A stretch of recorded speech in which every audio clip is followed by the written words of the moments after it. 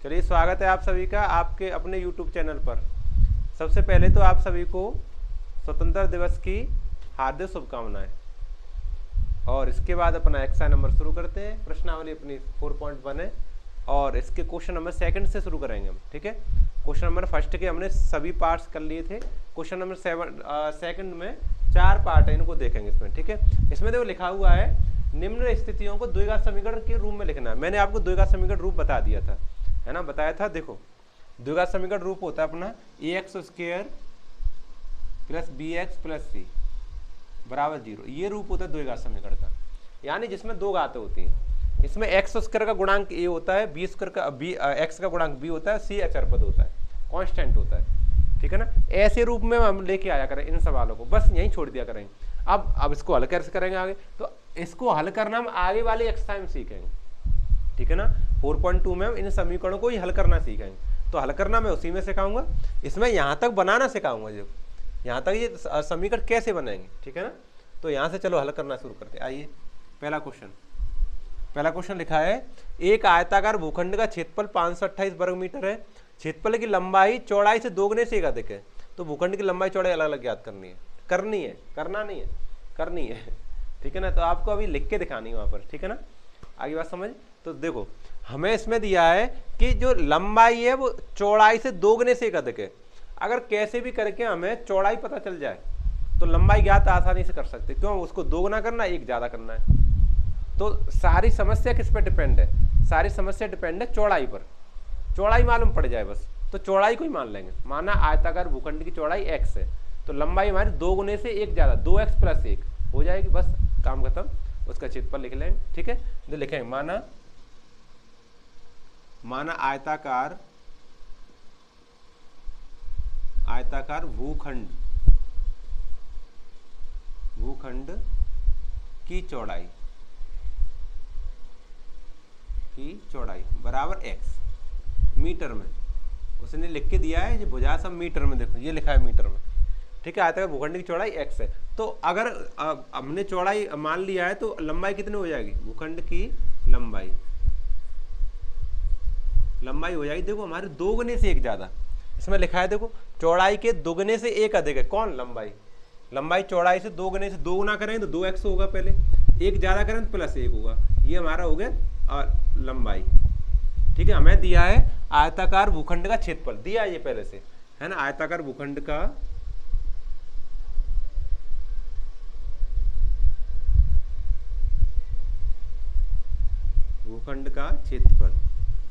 क्षेत्रफल दिया 528 metre square. देखो क्षेत्रफल होता क्या है, क्षेत्रफल की वैल्यू दी है। अगर आपको एक वैल्यू दी है तो उसका इधर फॉर्मूला लगा लिया करो, लेफ्ट हैंड साइड की तरफ उल्टे याद किया। फॉर्मूला क्या होगा, लंबाई गुणा चौड़ाई। भूखंड की क्षेत्रफल क्या होगा, लंबाई गुणा चौड़ाई बराबर 528। अब लगा दो लंबाई कितना अपना 2x प्लस 1 ब्रैकेट ऑफ, और चौड़ाई कितना है x, तो x बराबर 528।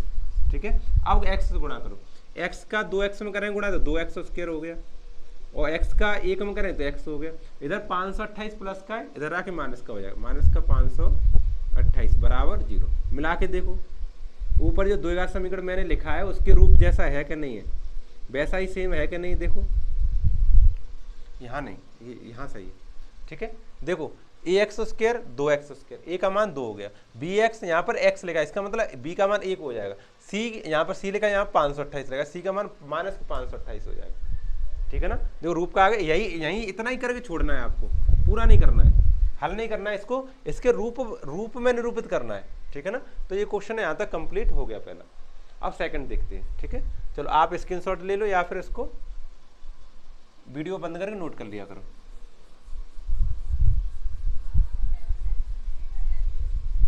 चलो देखो क्वेश्चन नंबर सेकंड लिखा है 2 क्रमागत धनात्मक पूर्णांकों का गुणनफल 306, तो हमें पूर्णांक ज्ञात करने हैं। ठीक है, 2 क्रमागत धनात्मक पूर्णांक मानेंगे सबसे पहले। माना 2 क्रमागत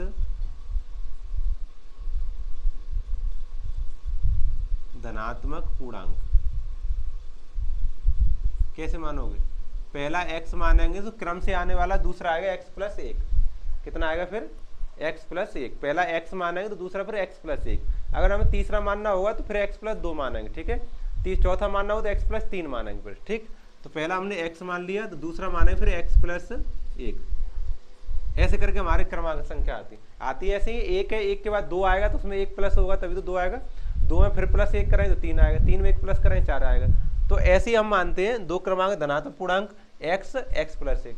अगर यहीं पर हमें सम या विषम पूछता, माना दो क्रमांक सम पूर्णांक, तो पहला हम एक्स मानते, फिर दूसरा हम एक्स प्लस दो मानते, क्योंकि हमारा सम दो के बाद चार आता है ना, यानी दो प्लस होता है उसमें, ठीक है ना। अच्छा ठीक है, अब इसने कहा है कि इनका गुणनफल 306। इन दोनों पूर्णांकों का गुणनफल कितना है? हाँ, इन दोनों पूर्णांकों का गुणनफल, इनका गुणनफल दिया है हमें, गुणनफल दिया है 306। कितना दिया है? 306। तो गुणा करके दिखा दो, गुणा करो इधर x गुणा ब्रैकेट ऑफ x प्लस एक बराबर 306, ठीक है। कर दो अंदर गुणा, x का x में करें तो एक्स स्क्वायर, x का एक में करें तो x बराबर, और प्लस ही कर लो इधर, उधर प्लस का 300 जाए, इधर आके माइनस का 306 हो जाए बराबर 0। ये आपका आंसर हो गया, ठीक है ना। जो मिला के देखो ऊपर ए एक्स स्क्वायर, यहाँ पे एक्स स्क्वायर यानी ए का मान एक है, एक एक्स स्क्वायर हो गया। यहाँ पर देखो ऊपर बी एक्स है, यहाँ पर ए एक्स लिखा एक्स लिखा है, इसका मान बी का मान एक हो जाएगा, सी का मान माइनस के 306, ठीक है ना। ऐसे रूप में लिखना है, ठीक है। आगे बात समझ में। अब क्वेश्चन नंबर 3 देखेंगे। हटा दें से, सरल क्वेश्चन है, केवल लिखना है इसको। चलो अब क्वेश्चन नंबर हम 3 देखेंगे। तो 3rd क्वेश्चन अच्छा लिखा है, इसमें लिखा है रोहन की माँ उससे 26 वर्ष बड़ी है, उनकी आयु का गुणनफल अब से 3 वर्ष बाद 360 है। तो हमें रोहन की वर्तमान आयु ज्ञात करनी है, तो हमें रोहन की वर्तमान आयु ज्ञात करनी है ना, उसी को मान लेंगे। माना रोहन की वर्तमान आयु x वर्ष है, ठीक है। उसके बाद उसकी माँ है वो 26 वर्ष बड़ी है, तो उसकी माँ की वर्तमान आयु कितनी हो जाएगी? x plus 26। उसके बाद आगे कैलकुलेट कर लेंगे, ठीक है। तो पहले तो यही लिखो, माना रोहन की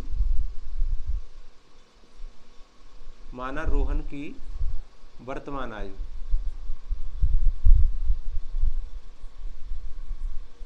आयु, x वर्ष, ठीक है ना। तो अब उसकी माँ की कितनी हो जाएगी? माँ की वर्तमान आयु कितनी हो जाएगी? देखो 26 वर्ष बड़ी है, रोहन की माँ उससे 26 वर्ष बड़ी है, तो अभी ये x वर्ष का है तो माँ हो जाएगी x प्लस 26 की, x प्लस 26 वर्ष, ठीक है ना। इतनी बात समझ में आ गई। अब कह रहा है यहाँ से उनकी आयु उनकी आयु का गुणनफल अब से 3 वर्ष बाद, 360 हो जाएगा। यानी अब तुम्हें ज्ञात करना है 3 वर्ष बाद रोहन की आयु ज्ञात करनी है, लिखनी है, और 3 वर्ष बाद ही उसकी माँ की लिखनी है, ठीक है ना। चलो लिखो 3 वर्ष बाद रोहन की आयु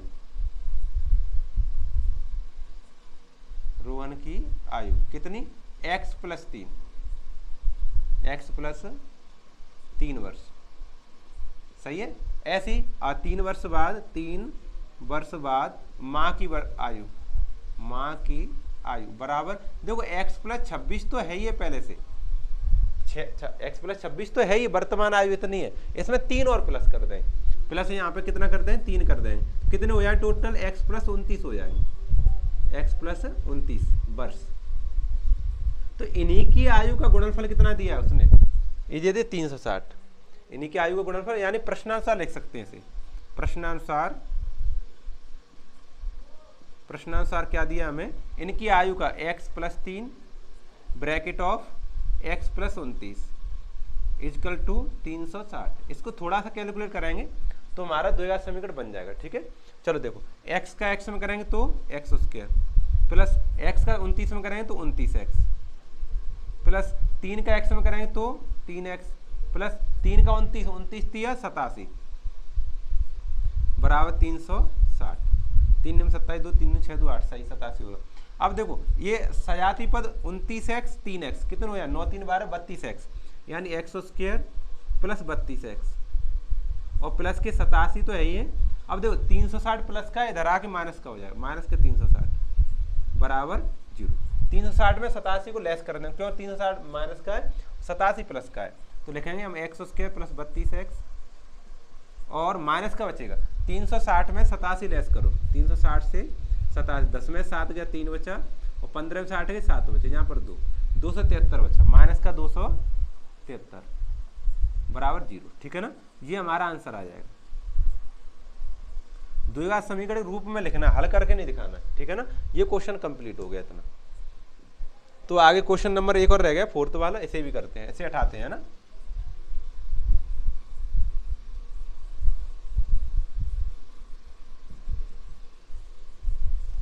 चलिए देखिए,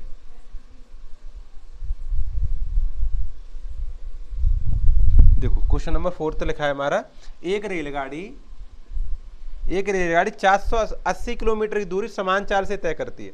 चाल उसकी समान है, ठीक है। यदि इसकी चाल 8 किलोमीटर प्रति घंटा कम होती तो उसी दूरी को तय करने में 3 घंटा ज़्यादा लेती। तो हमें रेलगाड़ी की चाल ज्ञात करनी, बस बात खत्म। रेलगाड़ी की चाल ज्ञात करनी है, इसी को मान लें, माना रेलगाड़ी की चाल x किलोमीटर प्रति घंटा है, ठीक है। माना रेलगाड़ी की चाल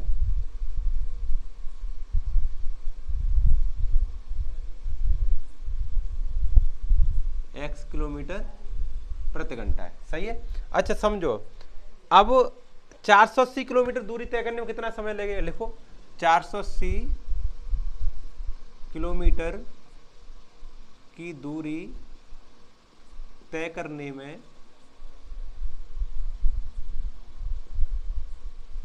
में लगा समय। अब देखो, समय बराबर फॉर्मूला होता है, समय बराबर दूरी बट्टे 4। समय बराबर क्या होता है, लिख दे रहा हूं मैं एक बार, दूरी बट्टे 4, ठीक है। तो हमारा समय आएगा, समय बराबर दूरी कितनी, 480 किलोमीटर और चाल है x, इतना समय, इतना घंटा लगना चाहिए, इतने घंटा ठीक है। अब कह रहा है कि चाल कम कर दी है, चाल कम कर दें तो समय ज्यादा लगे ऑटोमेटिक। चाल कम करो पहले, है ना। यदि रेलगाड़ी की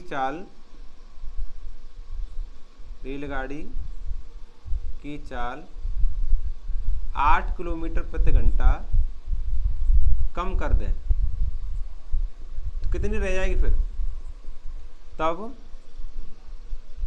नई चाल क्या होगी, x प्लस के 8, कम है ना, माइनस लगाएंगे, x माइनस 8 किलोमीटर प्रति घंटा। कम करें तो पहले x थी, x में से 8 कम कर देंगे तो x माइनस 8 किलोमीटर प्रति घंटा रह जाएगी, ठीक है। अच्छा, तो इस चाल से अब 480 दूरी तय करने में कितना समय लगेगा, वही 480 बट्टे x माइनस 8, तो इसी को लिखता है हमें 400। अब इसलिए या अब 480 किलोमीटर की दूरी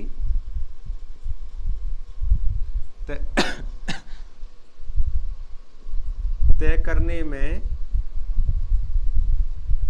लगा समय। दूरी तो 480 रहेगी, ओके, दूरी तो 480 रहेगी, हमारी चाल x माइनस 8 है। तो अब की बार हर में क्या लिखेंगे हम, x माइनस 8 लिखेंगे, इतने घंटे लगेंगे, इतने क्या लगेंगे, घंटे। प्रश्नानुसार ये जो घंटे हैं, ये वाले घंटे ये 3 ज्यादा हैं। प्रश्नानुसार अगर आप इन दोनों समय को बराबर रखते हैं, प्रश्नानुसार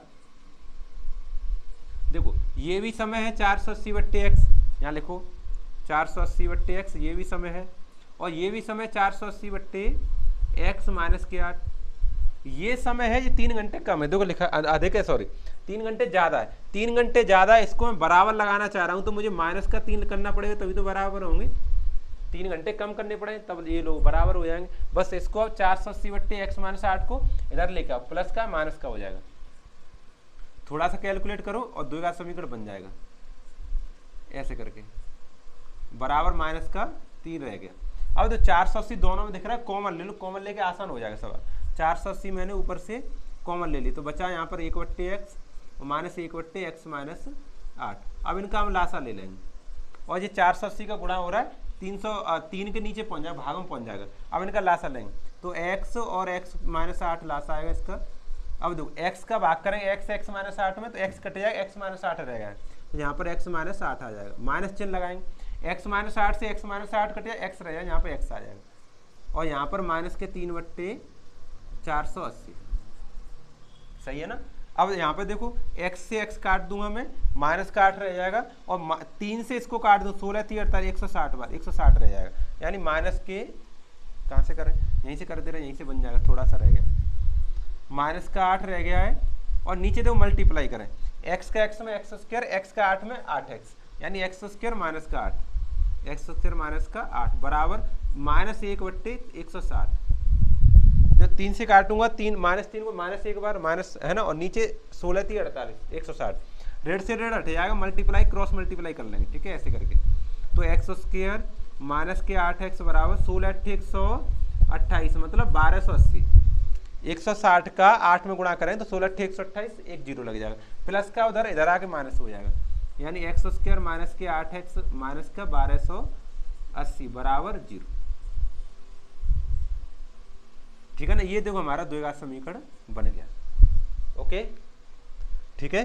तो आज के लेक्चर में आपने देखा है एक्सरसाइज नंबर प्रश्नावली 4.1 का क्वेश्चन नंबर 2। तो ये प्रश्नावली यही समाप्त हो गई। आगे वाले लेक्चर में 4.2 को हल करेंगे, ठीक है। तब तक के लिए आप अपना नोट्स बनाते रहें और अध्ययन करते रहें, ठीक है। चलिए।